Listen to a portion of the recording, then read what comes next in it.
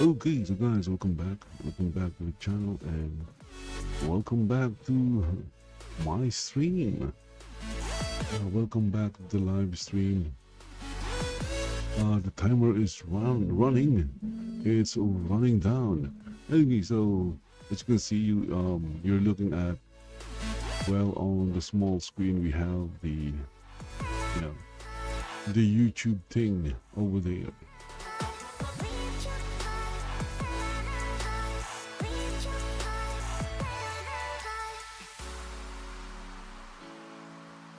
Okay, so there you go. Now it's also showing RPG Maker.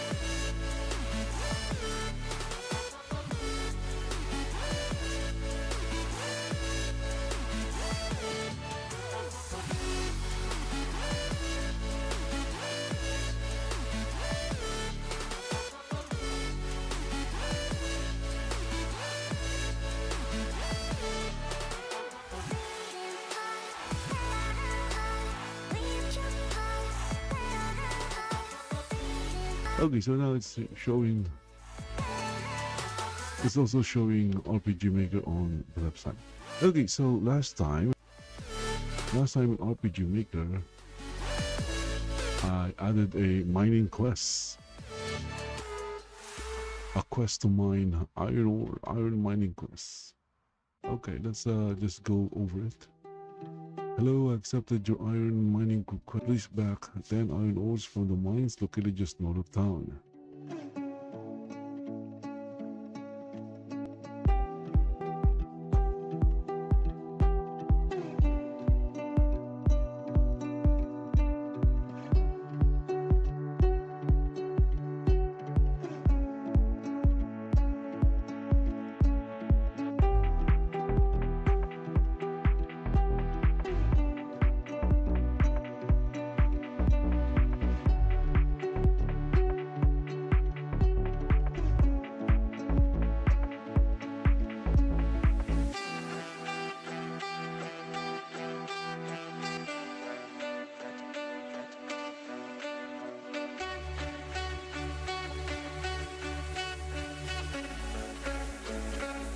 Okay, you learned the location of the mines.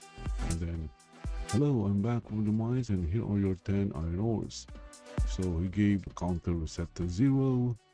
And then you delivered 10 iron ores. And then, thank you for bringing back 10 iron ores. Please turn to guild and talk the guild master to receive your reward. And then, your reward is waiting at the guild. Talk with them to receive your. Okay, I'm going to see how this runs.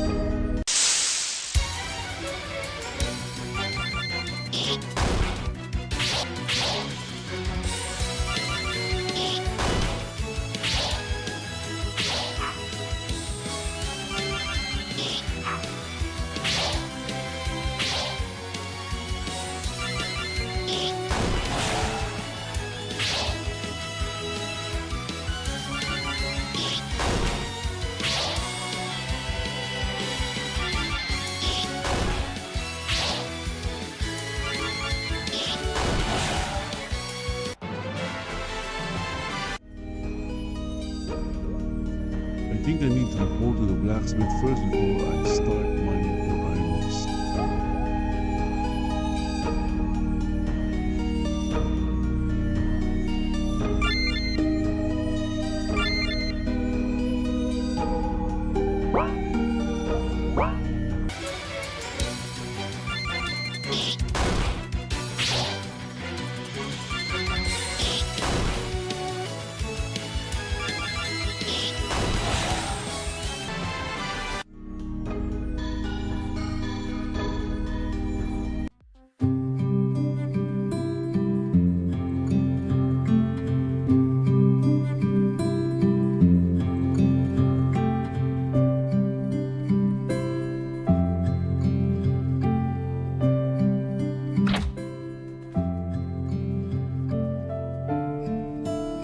Hello, I accepted your iron mining request from the guild. Great, please bring back 10 iron ores from the mine. You learned the location of the mine. Come back to me once you have 10 iron ore. Come back to me once you have 10 iron ore. Come back to me once you have 10 iron ores.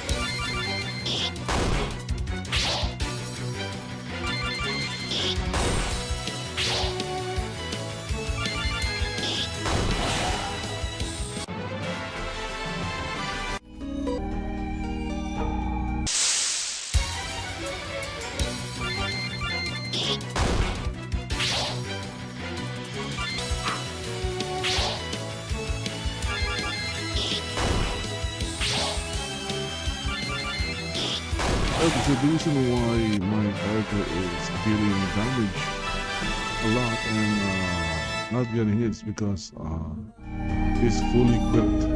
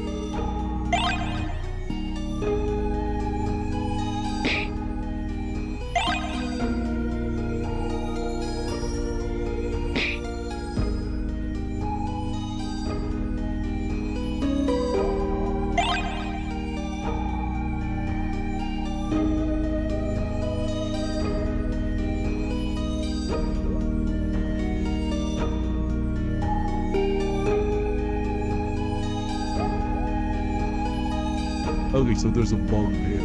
Okay.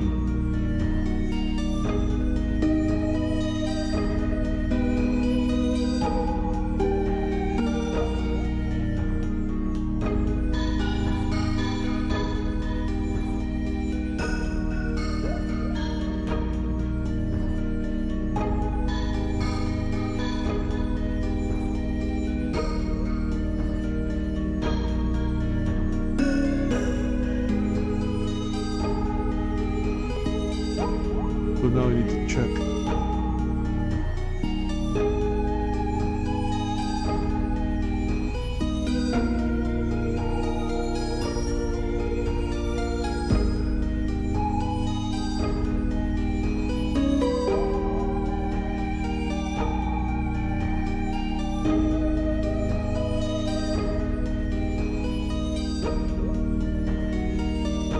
So now I have to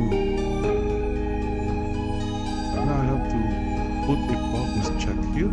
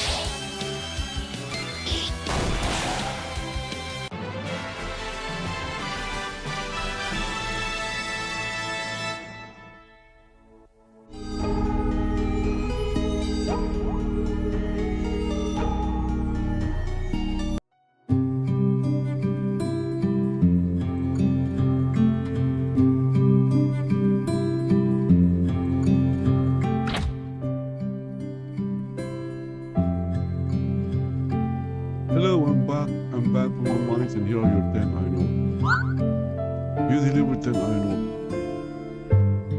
ore. Thank you for bringing back 10 iron ores. Please return to the guild and talk to the guild master to receive your reward. Your reward is waiting at the guild. Talk to the guild master. Your reward is waiting.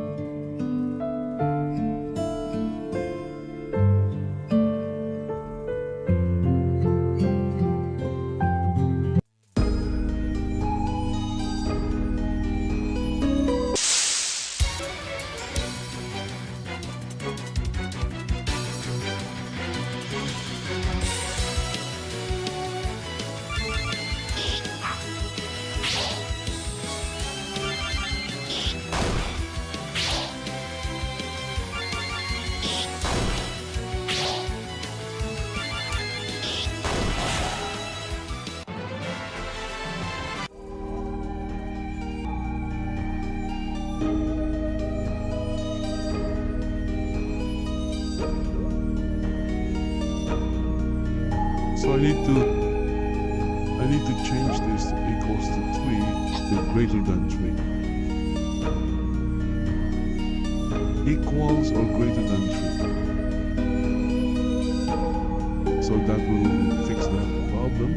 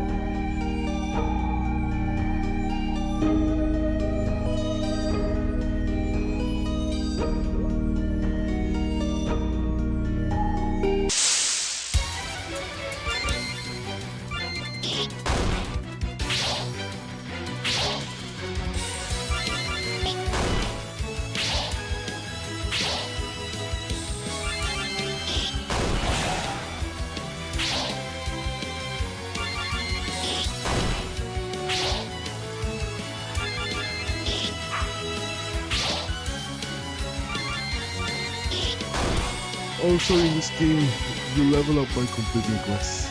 Although there is experience points, but the ones are not giving a lot of experience points.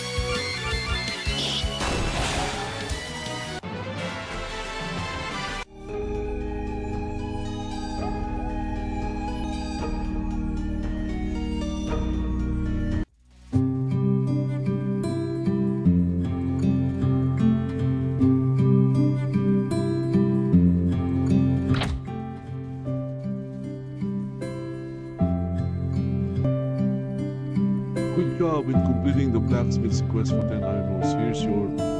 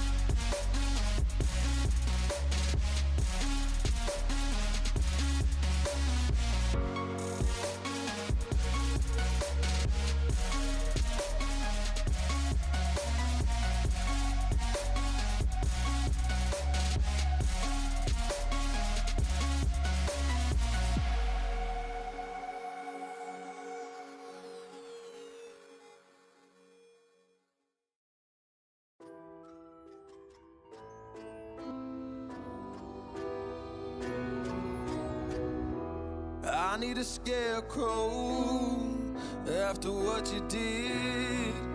Okay, so I'm going to run it again just to test the flow one more time. I'm barely breathing.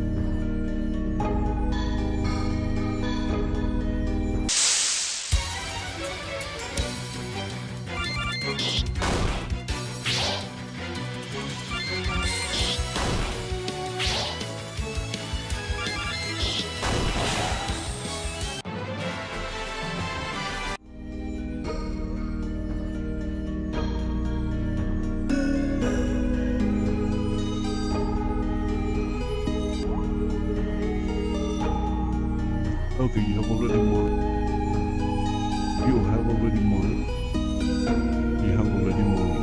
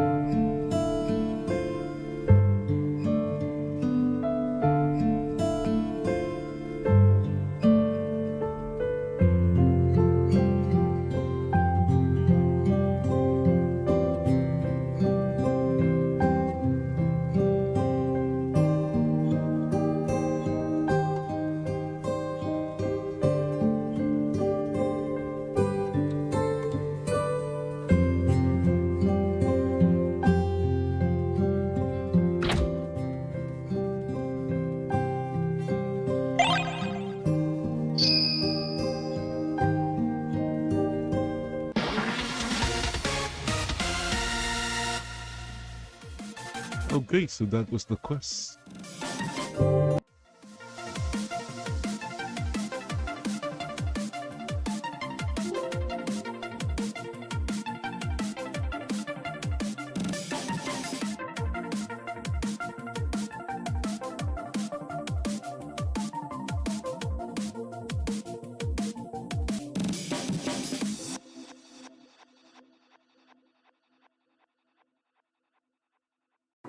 I need a second to take a breath to keep me guessing with what you're in my head. We're under pressure, we're sinking deep like stormy weather. Can't seem to breathe when you're with me. If you're gonna break me, I know I won't stay.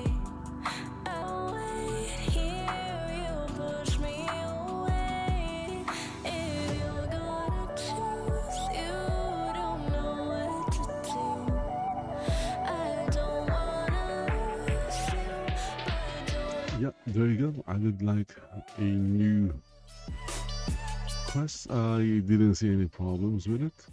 Yeah, dialogue could be improved, but I'll do that later.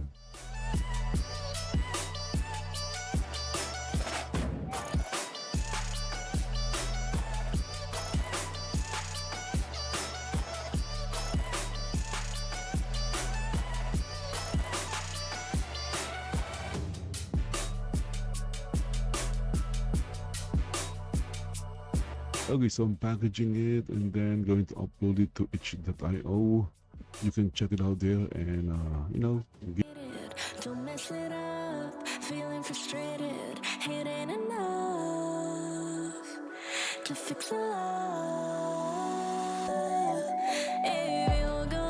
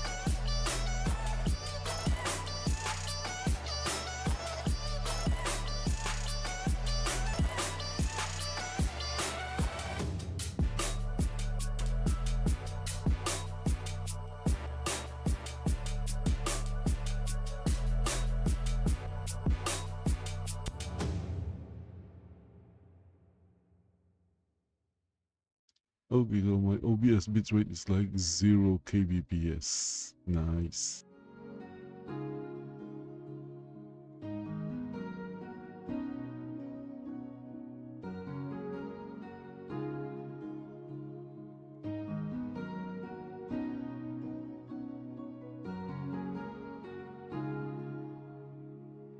Do I wanna try? Can I let it go?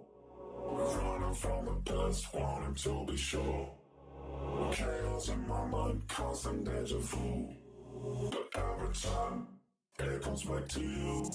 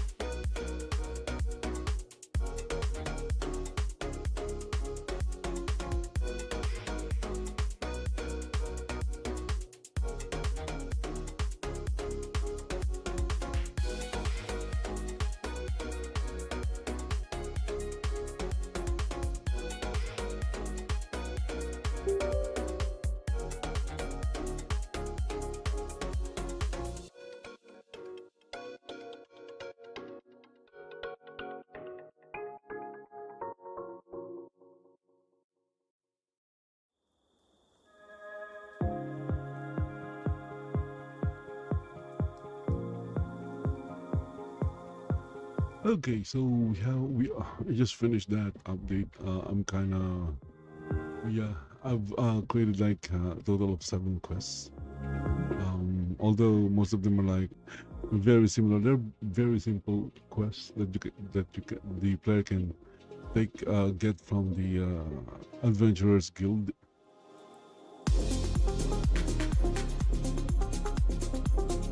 Okay, so anyway, guys, I'll be right back. Going to take a pee.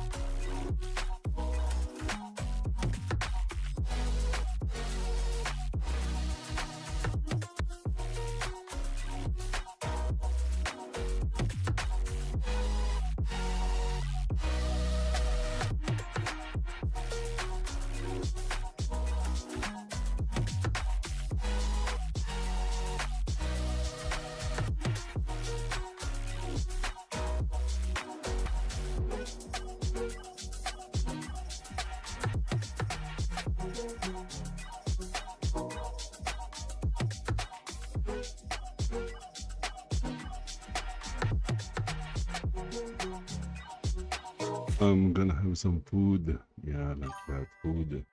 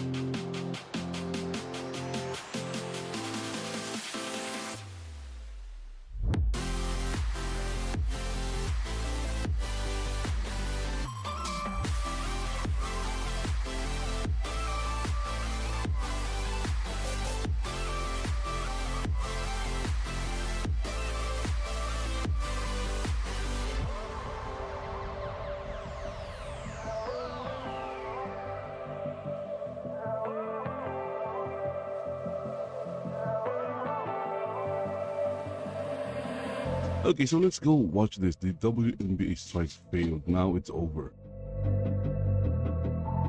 Bro, this is getting crazy, and these people are actually delusional. I made a video a couple of days ago talking about 97% of the WNBA players said that they were going to go on strike if they weren't paid what they were owed. Now, the average amount that a WNBA player makes is like $120,000 a year, which I think is good for a league that doesn't make any money. But the WNBA came to the table and said, okay, for you guys to play another season, we're willing to pay you, on average, the new wage would be $540,000. Now, these WNBA players said that that's still not enough, and if you don't pay us, there's a rival league that we're gonna compete with you directly. Now, the numbers just came out for this supposed rival league, really the only thing that gave them even an inkling of leverage in this negotiation. Their numbers just came out, and it turns out they lost 65% of their viewership in the year of 2025. So now they just have nowhere to go. 65% drop, WNBA players begging for old contracts. Unrivaled just lost 65% of their audience in 1 year. And WNBA players who were threatening to strike last month are now begging to play for their old salaries. Yeah, I bet. Let me show you, is crumbling in real time. I've been telling you guys there is no interest in pretend basketball. I am He ain't sparing nobody. He started off crazy. He is out of pocket. Been telling you guys for years, as the mainstream media has intentionally lied to us. These elite athletes are amazing. This is the best basketball in the world. Woohoo! Numbers don't lie, and they're absolutely brutal. Unrivaled Season 2 opened on TNT to 107,000 viewers. Last year, opening night, pulled 313,000. Wow. That's not a dip. That's Yeah, a that's nosedive off a cliff. And here's the part nobody wants to say out loud. I think that I Show Speed gets more live viewers than that. Only draw in women's basketball just proves she's irreplaceable. Season 2 of Unrivaled, opening night. They averaged 107,000 viewers on TNT. Dang. That's a 65% decline. I'll probably get more viewers than that on this video. Like, think about that, bro. That's not good for an entire league sustainable. Compared to last year. Because when Caitlin Clark isn't on your screen, nobody's watching. Not Angel Reese, not Paige Becker, not Asia Wilson, or whatever her name is this week. Unrivaled is paying Paige Beckers $348,000 to generate 107,000 viewers. And that's what I'm saying. At least with the WNBA, you have like some type of job security, the fact that it's subsidized by the NBA. But either way, you have some level of consistency. There are people that are going to leave that consistency to go to a league to get a check for 1 or 2 years before the league goes bankrupt, and then you have nowhere to go. And I mean, that's just so ungrateful to a league that's done so much for you. It's like a classic case of the grass being greener on the other side. And I'm not going to lie. If I was the WNBA, I would be very unforgiving when you come crawling back. Do the math on that business model. I'll wait. TNT spent millions promoting this league. Mainstream media told us women's basketball was exploding. They sold us a narrative that elite athletes deserve our attention and our money. But the audience spoke, and what they said was devastating. We don't want more women's basketball. We want less. Well, the problem is it doesn't matter how much money you put behind something. If it's something that people are not interested in, they're not going to be able to force themselves to be interested in it. And the truth of the matter is the people who about this aren't even interested in it, because if they were, they would be going to the games and they would have no reason to be angry because they would be able to be paid more. So most of the people that are angry about the quote-unquote equal pay don't even watch the league enough, because if they did, then there would probably be closer to equal pay. I mean, and this is just my take, and I'm going to be honest, and I'm not going to pussyfoot, and I'm just going to kind of rip the bandage off, because this has to be said.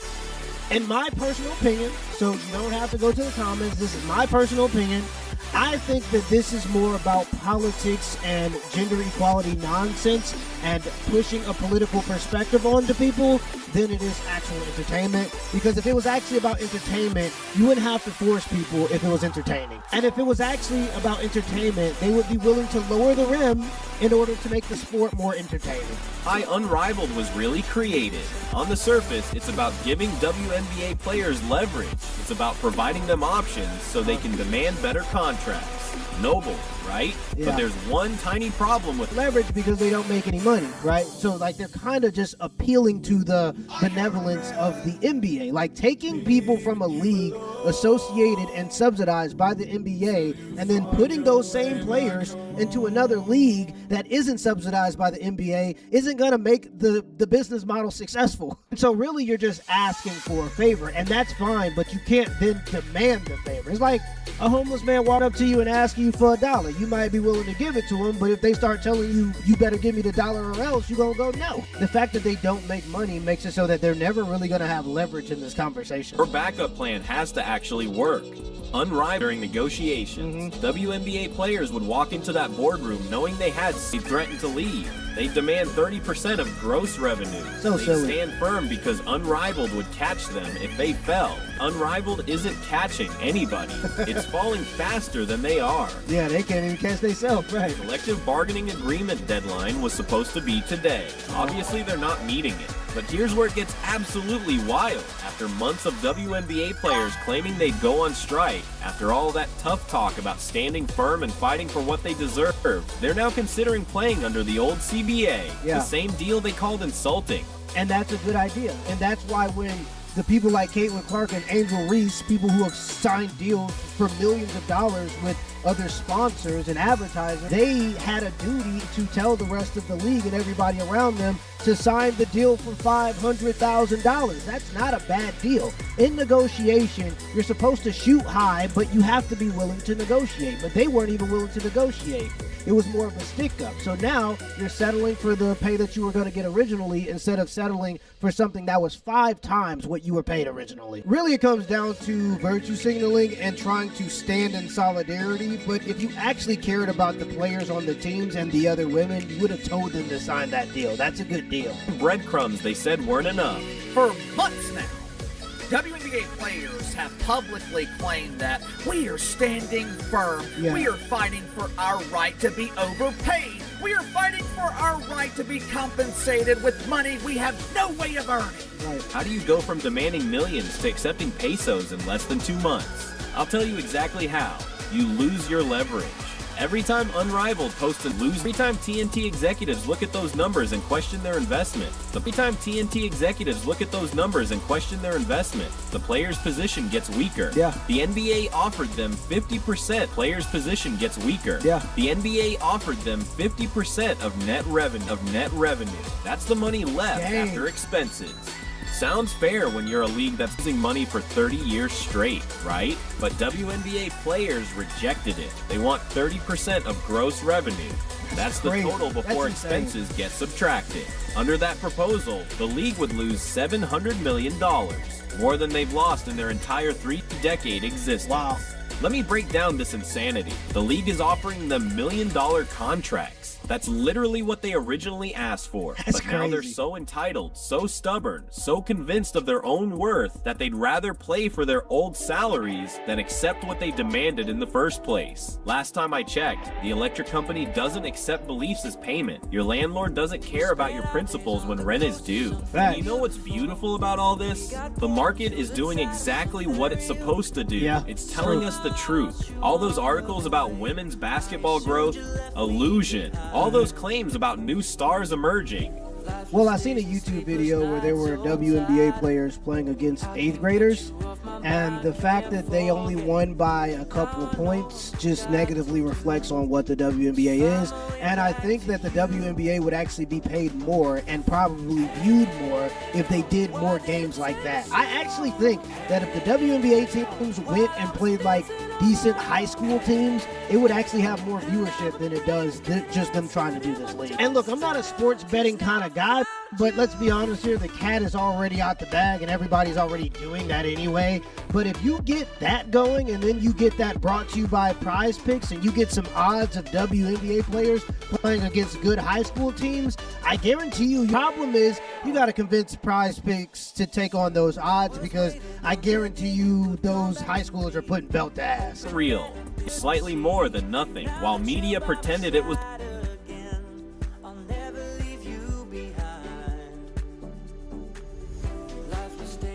And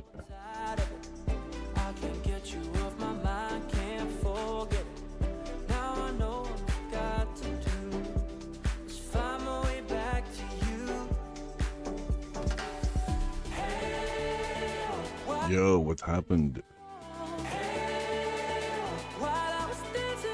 To speed up negotiations. Why would they? The product on the court already tarnishes their brand.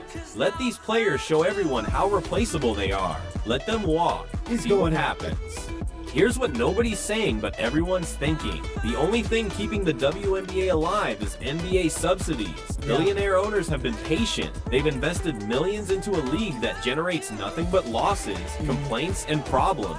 But that patience has limits. And with Unrivaled proving there's no alternative market for these players, those limits are being tested. Nafisa Collier can talk all she wants about sustainability. Brianna Stewart can promote Unrivaled as the future. But when your opening night loses 65% of last year's already mediocre audience, the writing's on the wall. Wow. TNT can't keep throwing money at a product that can't draw flies to fresh garbage. The WNBA has one advantage over startup leagues: longevity. Yeah. They've survived 30 years of losses because the NBA kept them afloat, but survived. Dude is going Now, in. with every alternative league failing, WNBA players should be grateful for what they have. Instead, they're demanding more from a system that's already giving them everything.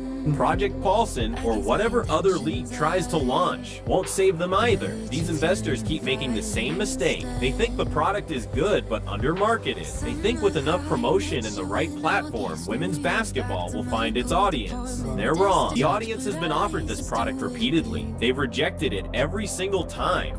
Paige Beckers is the perfect example of fake stardom. She's one of the highest paid players in Unrivaled. Media hypes her constantly. She's supposed to be 107,000 people showed up to watch her. That's a college volleyball game. That's a minor league baseball game on a Tuesday afternoon. There's another big part of this that nobody likes to talk about, because this is really offensive. It's the first part. If you made it past that, I mean, this is probably the part where you say enough already. But there's also the aspect that men like to see pretty women do this type of stuff. They don't want to see women that they think are manly or not attractive, or women that are not even attractive to men. They don't want to pay to watch that, and men are the biggest consumers of sports. And I know that's going to offend people, of course, because that truth is hard to swallow, but I'm just the guy saying it. I'm not, That's not a star.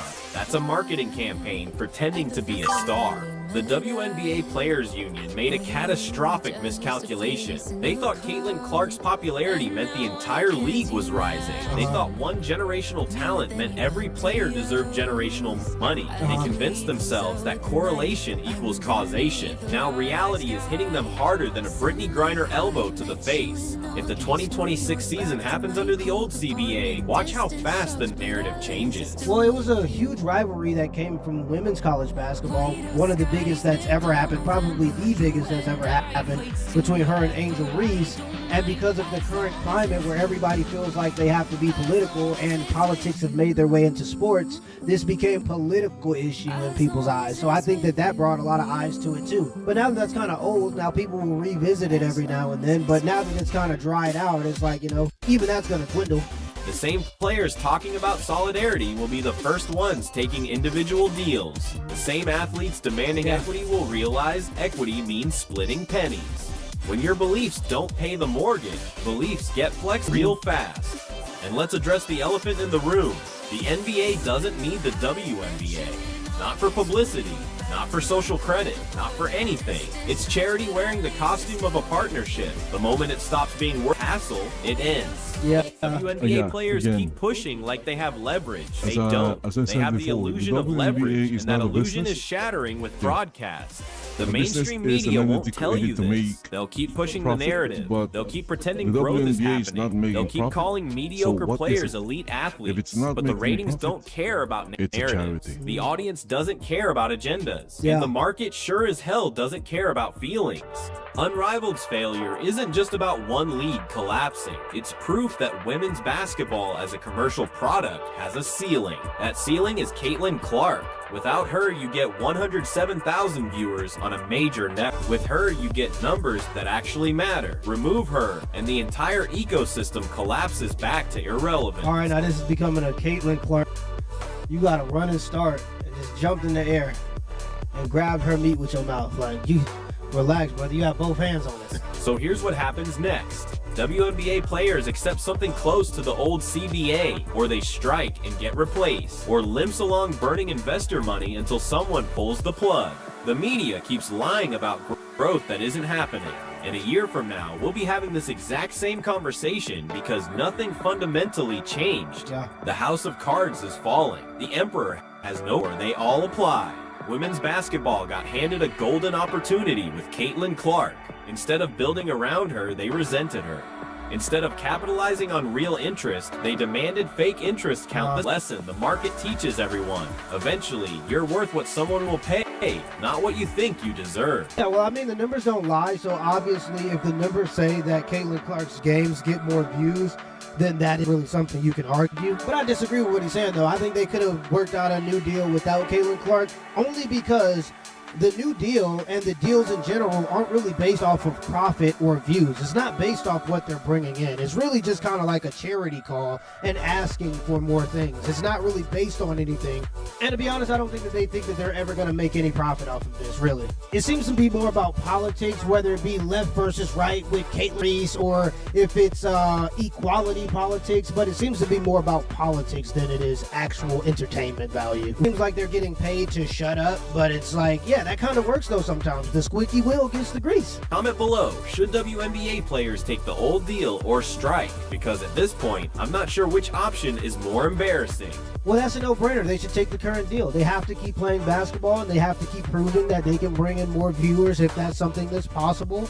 And getting paid $120,000 to play basketball is not a bad deal. And if there is any other deals that ever come up on the table and they get the opportunity to get $500,000 a year, hopefully they learned their lesson and, you know, took a little bite of the humble pie. Let me know in the comments below if this video is a WRL and give me the HBO special as I help brother out, especially hit the like and the subscribe button for more content. Till next time.